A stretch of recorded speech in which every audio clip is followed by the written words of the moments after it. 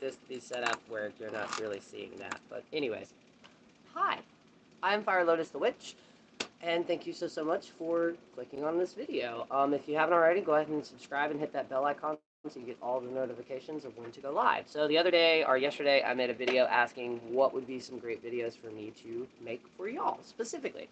And one of the main, or the first comment was how to connect and or read your cards. Now these right here, these are this is my Oracle deck. I swear by it. It's amazing. And then we have the Animal Spirit Oracle, and then we have the Wild Unknown Tarot deck. These are also by the same person. So, for one, when you get your deck, let's go over, let me pop some bubbles for people that have had misinformation spread their way. You should personally buy these yourself, as in there's this thing going around where people believe that if you're not gifted a deck, they're not going to work with you. That's bullshit. Unless that other person knows you extremely well, you'd never know if you're actually going to be able to connect with the deck that they give you due to the fact that you didn't pick it yourself. Let your own body draw you to the deck that you need. Now, I actually personally, when people come to me, I like to tell them that I would actually prefer them to start off with Oracle decks. Specifically this one, Flowers from the Dead Oracle. Now, the reason I love this deck so much, yes, this is kind of, if you will, a plug. I love this deck so much because the original creator behind it actually created a tarot deck. They are an amazing tarot reader. And they realized that one of the biggest issues when it comes to tarot cards is there are so many of them. There are like 78, I believe, total. I could be wrong on that. And that's split between the major arcana and the lower arcanas. But a lot of people believe that you have to rememorize all of those, all the meanings to every single card in this deck. And yes, there are some readers who that is how they read. There are multiple different types of readers out there. With me, I'm more of an instinctual reader, and I'll let you, or an intuitive reader. Now with that, there's a misconception that an intuitive reader, when it comes to tarot cards, where you can actually completely change the meaning behind the card. No, you cannot. That is not what intuitive means. What they mean by intuitive is you know how to intuitively be able to connect the card's meaning with the person and the current situation that is currently going on. So basically what they mean by intuitiveness is you're intuitively being able to channel what the card means and how to direct that to that person to get them to understand what could possibly happen, depending on the reading, of course. Now, right now especially, there are multiple different types of actual cards like this, where they actually do have like the little, not really cheats, but it's like flashcards for tarot cards. That's amazing. Now, another unpopular opinion that I have is most people, when they tell you to get a tarot deck, they say the Wider Right deck. It's a great deck, but no. If you are drawn to a deck, research the deck, though. The very first deck that was actually gifted to me was a Vampiric tarot deck, but it was advanced. Yes, if y'all did not know that, there are certain decks, depending on how they're made, they're known as advanced, basically meaning that in order to fully understand how to read that specific deck, the Vampiric one that I'm talking about, you also have to know a little bit about astrology, because they're heavily linked with astrology ties as well, versus like the Wider Right, where it's just more traditional.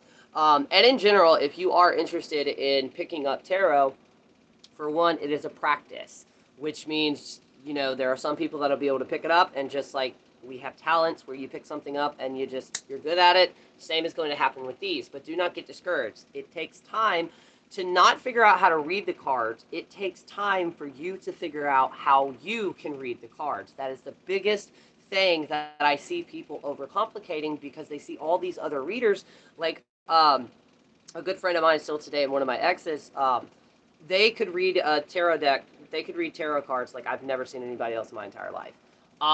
My partner, he can read, the partner that I'm with now, my husband, he can also read Oracle decks. He can also read tarot decks. It just depends on the person. Now, I'm going to go back to the reason I like this deck, and then we're going to explain how to actually get close to them. For one, the reason this deck is so amazing is because there are only 1 to 2 words on each card, and then there's a single image. The reason that is because this deck was actually created to help build your own ability to read. So basically, using that deck, you're slowly going to be stepping into how you interpret your readings, aka intuitiveness. Now, I have claircognizance, which is clear knowing, so that obviously that extremely helps. But this is hands down my all-time favorite deck to go to Oracle-wise, and I encourage you to start out with an Oracle deck as well. That way, you're not having to You know when we get excited for our next school year, and then that school year actually gets there, and for that one moment we freak the fuck out because we get overwhelmed? An Oracle deck can prevent that.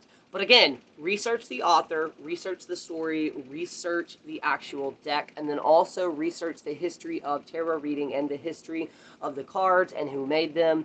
Because I guarantee you, if you fall down that rabbit hole, you were not prepared, and you will be utterly fucking shocked of who actually made the first, or at least the artistry, the symbols behind the Wider Right Tarot deck, because it's not talked about enough, and it needs to be. So, anyways, okay, so, well, now that you have your deck, how are you supposed to fucking connect with it?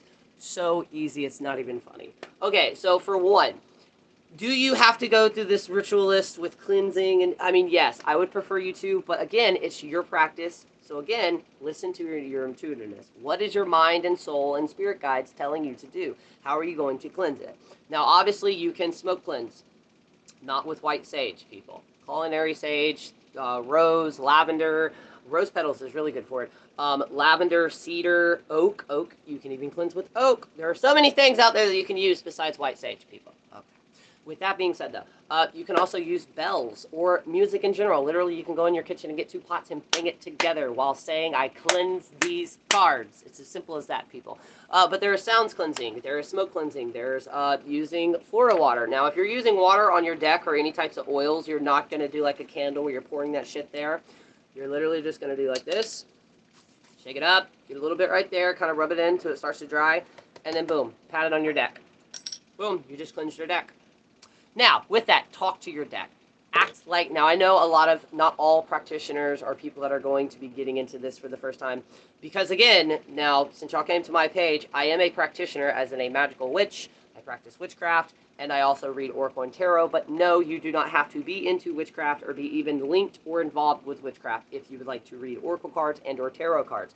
And right now, the time frame that we're at, you could probably literally find a deck for everything. But if now you're specifically getting these decks to eventually read to people along down the line, once you get enough experience to, always think about the actual style of the deck. Because let's say the vampiric deck that I had was extremely hardcore goth, like heavy, like hardcore goth, right? So those were cards that I would not, like, say if I set up a table at a fair or a farmer's market, if an elderly sweet woman came by, or man came by, or they, them came by, it may freak them out. And you never want for a person that will be read for the first time, you never really want to freak them out, because there are still a lot of heavily associated stereotypes with tarot cards and oracle cards, thanks to Hollywood and scammers and mediums. But anyways, so carry them with you as much as possible. This deck right here normally goes with me everywhere that I go. Now, what I keep mine in, it's a bag that one of my mutuals sent me. It's actually supposed to be for D&D dice, but it makes a great just like grab and go bag for your tarot cards, or oracle cards. You can use the, obviously, you know, the original boxings that it comes in. You can find small business owners, support small business when you can. Not necessarily through Etsy, but try to message them outside of Etsy. That way they get more of the money versus Etsy getting it. So we got to look out for those small businesses. But look around. There are a lot of people that hand make these things, and they can even be customized. And personally with me, I understand not everybody's going to be able to do that, and a plain bag or random piece of fabric can easily work. And guess what? If you do use a random piece of fabric, try to use something that already has a lot of meaning towards you. Like, it can be gifted to you, it could be a blanket, like old school child blanket, anything like that, it can be done to that. Now, the most important thing you need to realize, though, about a tarot deck and oracle decks is they have their own personalities. And I mean that to the fullest. There are some decks that in the decks themselves, the cards, you have to work for the answer. There are other ones that just, no matter the question, they just vomit the answers to you. Tarot cards and oracle cards, they're not meant to predict the future. So if you get the death card, it does not mean you're going to die. It means that there's going to be an ending of something in your life, like a new job. AKA, you have to end your old job in order to start your new job. That's primarily what the death card represents. It does not represent the actual death. The devil card, same with the devil card. It does not actually mean that like the devil's coming towards you at all. It's very interpretive. But with that being stated, though, you getting insight into the future. That's how I like to explain what Oracle and Tarot cards are, because that's what they are. You're kind of just getting a small little preview of things that could happen, but it's also objective, which means you deciding and seeking out a person that reads tarot or oracle cards.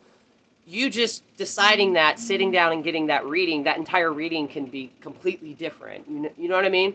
It's not going to predict things. Now, are there certain things that can come up in readings that no matter what you do, you cannot change and it will happen? Yes, it just depends on the reading, and it also depends on the person who's reading them. But always know you yourself have your own power, and depending on what you believe when it comes to destiny and fate and things like that. So do not go down a spiral when it comes to anxiety. Also, if you do go to another person for a reading, research the hell out of them. Because I'm going to go ahead and tell you this now. If you go to a reader and that reader tells you every single answer that you wanted, every situation's different, but in other words, tarot cards are not going to tell you what you want to hear. They're going to tell you, and oracle cards, they're going to tell you what you need to hear. They're a tool to help us better our spiritual and or our humanistic experience in this fucking weird-ass dimension in the world that we live in right now. So, always know that. But sleep with them up under your pillow and or right next to you. The closer and the more that you use them, even if it's just shuffling them. And by the way, I know it's this popular trend on TikTok, but, wait. I have these cards separated for a reason. Not everybody, shuffles like that. That was almost a disaster because these 4 cards almost fell into my cat's bowl of water. But not everybody shuffles like that, and you do not have to too. If you literally just want to shuffle them like this, now I would break them. In other words, and I know some people can't, but whatever you can do, you need to make sure that they're there's no way I can do this. There we go. Do stuff like that. Also, you can also reset your deck. What does reset your deck mean? Once you get them out, get on a flat surface like your bed or a table, and literally just mishmorge them apart, right? Now, here's something they also don't talk about these. It's not really to connect with them. Technically, you are, because you're making sure that they're properly taken care of. Depending on how the card's made, oil can build up on them, and humidity can affect that. So, in other words, you may get to a point to where it's like your cards are sticking together. There are multiple ways, cheap, easy ways that you can find online to get rid of that and or to fix that. So always take that in mind. A lot of people, I've never really heard them talk about that. Now, what about the reading? Now, this is going to be slightly complex of me explaining this, because everybody is going to be different. Like I stated earlier, some people will actually just spend years on just specifically reading what the cards mean and understanding the meanings of each word to each card. Now, a lot of tarot cards, though, they do have a lot of visual interpretations, and you can use those visual interpretations to also incorporate more of that to get the other person to understand what you're trying to say. But here are the advice and the tips that I can give you besides carrying them around with you, shuffling them, talking to them, and literally they are a living, breathing thing that you have to take care of. But with that, though, you may buy a deck and you will not connect with it. I have 3 decks that I probably don't like. I don't like reading that much. But I still keep them because eventually I'll meet somebody and I'll randomly get that feeling. I'll be like, yo, here's your first deck. That's kind of how they work. So even if you do get a deck that you don't like, unless you can fully take it back and exchange it, get your money back, I would save it, re-gift it to somebody. If you have a friend that comes over that's drawn to them, they will speak. They're just like crystals. They'll speak to you. Trust me. But the number one advice that I can give is to build your confidence up. Just like when it comes to a psychic or a medium or a spiritual person who gives out spiritual advice when channeling or talking to spirits, the number one thing that makes them the way that they are, besides the actual ability to connect with that, is their confidence behind their ability. In other words, you need confidence behind the words that are coming out of your mouth. And that is one of the reasons I love Flowers from the Dead Oracle. You can literally Google that and it'll bring up their Etsy, their Instagram, all of that, and they also have their own website. But that is specifically the reason that I love this deck, is because, for one, it does not overwhelm you, and it, in the process of using them, actually builds your confidence up in your ability to read. And the reason I think that is because it's complex and it's intricate as the artwork is on here, and there's also I'm plugging myself in right now. I actually interviewed the creators of this deck on my podcast. You can find that in the link tree listed below with this in the description. But they actually go into the meaning of all the cards. But see, it's like Shark, and then it'll have Solitude and Anxiety. And they're all like that. It either has 2 words or 1 word. But they're like, bones and other things like that. But they really do. They're very simple to read. Which I've also told that's just because I'm a good reader. But confidence is key. And that's what it took me. I had close people around me where I would interested, and I was like, yeah, I'm learning tarot. And normally that's all it takes. Just tell them you're still learning and you're trying it out. And have fun. Like, straight up, have fun like at a fucking sleepover. Read them. Build your confidence in it. Build the ability up in them. Also, if you come across or if you yourself have anxiety, if you are spiraling, do not necessarily go to your deck because you do not want to make it a self-fulfilling prophecy. So always remember that as well. You can also, when storing them, you can store them on your altar. You can have a tarot box. You can have and I encourage you to also create your own personal, like, small little ritual of prepping yourself when you're about to do a reading. And the reason that is, and the reason that can be crucial, is because when you start doing that small ritual every time you pull out your deck, it'll also start setting your mind up to where you're like already programmed to, okay, my mind's clear. I'm only focusing and listening to the cards. So that's another tip too that they don't really talk about, and I wish they did. So yeah, let me know if y'all would like more of this. Again, I'm trying to keep this short. Let me know if you want a little bit more details in it, or anything like that. I will also try my best by the time this video is posted to have all of the cards that I've shown here to either have them be linked in Amazon and or the actual link to their websites and or Etsy's. Now, I will say the 2 other decks, the Wild Unknown Tarot and the Animal Spirit ones, those are actually on my magical library. So I have my own Amazon list in the link tree listed below, but I also, the 3rd one down, it's the magical library one, and it's an Amazon wish list, but it's of all the things that I have in my practice of the decks that I could find on Amazon, because you can only get these on Etsy through the creator, and or it's all the books that I have in my collection. So yeah, also you can find my podcast link down there, my Facebook, my Instagram, my all the important links are there in my link tree. So yeah, thank y'all so much. Thank you for the new subscribers. Hi, hello. If you ever have a question, you can, there will be an email link below. If you ever have a question, if you would like to book a reading with me or any type of custom spell work, I do them via email. You can email that email and just type in the subject, reading, magical question, as in if you have a question about witchcraft or magic, or if you just want to talk about magic and witchcraft, let me know. I love to help everybody as much as I can, and all of that will be listed in this description below. And if you will, please give it a thumbs up or give it a thumbs down. Either way, it's still interaction, and or share this to a group or send this to a friend who also has been needing tips and stuff like that. And this is also your sign to, when you get a chance to, go get your deck and start reading. So yeah, thank y'all. I'll talk to y'all later.